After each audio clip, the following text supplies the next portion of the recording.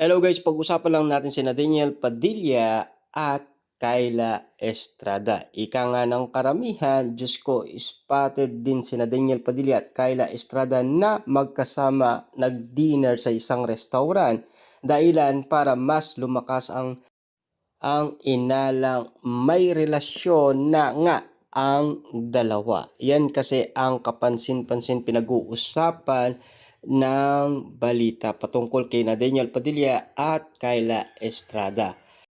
Nanatiling tahimik ang dalawa tungkol sa tunay na estado nila. Sa ngayon, trending ang tambalan Daniel Padilla at Kyla Estrada sa social media. Marami nga naman kasing mga netizens ang kanya-kanyang paliwanag sa kanilang nakita sa iba't ibang video at iba't ibang photos nilang dalawa. Grabe kasi dahil iba-iba na ang komento ng mga netizens. Ang daming naglalabasan na picture, OMG, another random date nights for DJ and Kyla Estrada. What for?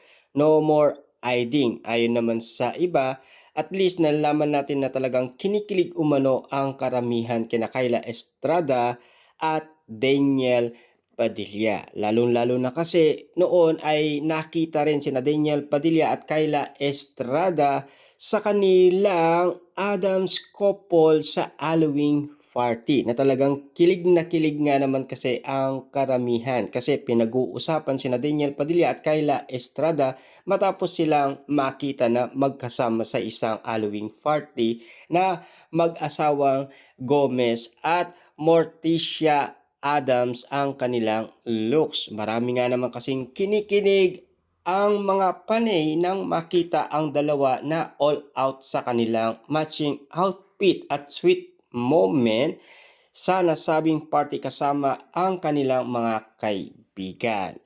Adams ang sabi ng mga fanay. Sabi ng fan na nag-post ng ilang larawan sa kanyang ex account.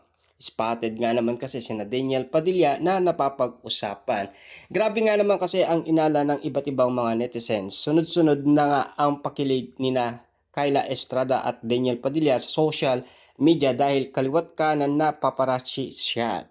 Ika nga ng iba, sa daming may cellphone, posibleng hindi magkaroon ng spotted kina Daniel Padilla at Kyla Estrada dahil kung saan-saan sila lumilitaw at nakikita. Siyempre, malamang sa malamang, makukuha pa rin ang iba't ibang litrato at video. Buti na lang daw merong mga nakakakita, at least malaking tulong daw yan ayon sa iba't ibang mga netizens, lalong-lalo na sa mga Dilul fans na nababaliw at kinikilig nga naman kasi sa kanilang love team.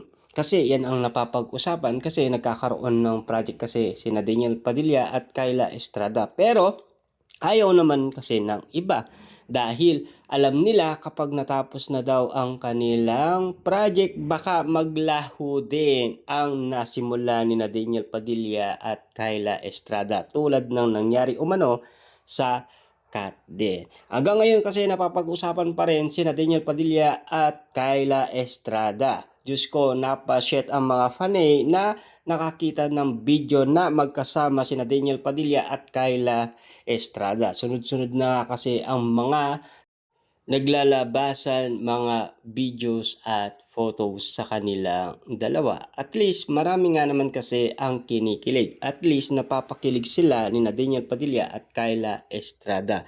Lalong-lalo na kasi botong-boto na rin ang pamilya ni Daniel Padilla at Kyla Estrada sa isa't isa. Grabe nga naman kasi dahil kahit na si Jan Estrada ay botong-boto sa dalawa.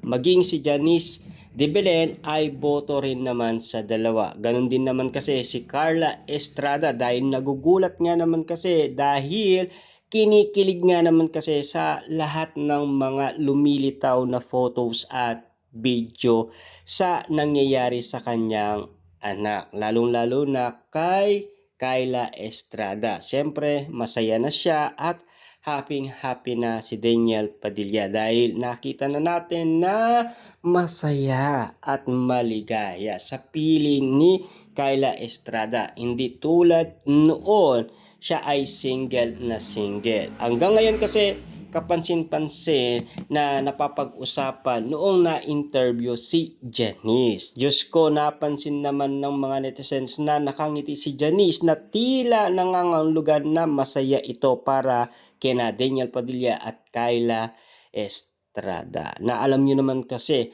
sinasabi ng karamihan na mala-lastik man daw ang galawan ni Daniel Padilla kay Kyla Estrada. Lalong-lalo na kasi ang mga harutan at kulitan nila na talagang moment na moment para sa mga Dilulu fans na talagang kinabaliwan, pinagkaguluhan, pinagpestaan at pinag-uusapan hanggang ngayon.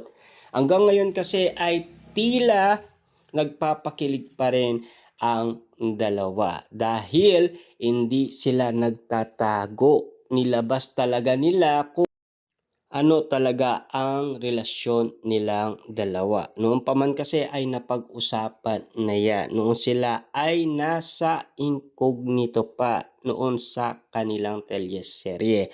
Hanggang ngayon kasi napapag-usapan pa rin sina Daniel Padilla at Kyla Estrada. Diyos ko, mukhang boto nga raw kay Kyla, sina Maggie at Carmela Ford, mga kapatid ni Daniel Padilla sa ina ni Carla Estrada. Siyempre, kitang-kita nyo naman siguro kasi masaya ang kanilang Kuya Daniel Padilla. Sa tagal-tagal nga naman kasing nanahimik si Daniel Padilla. Lalong-lalo na kasi nakatulong sa kanya ang incognito para makilala niya si Kyla Estrada at para makamove on na rin siya sa iwalayan Katniel.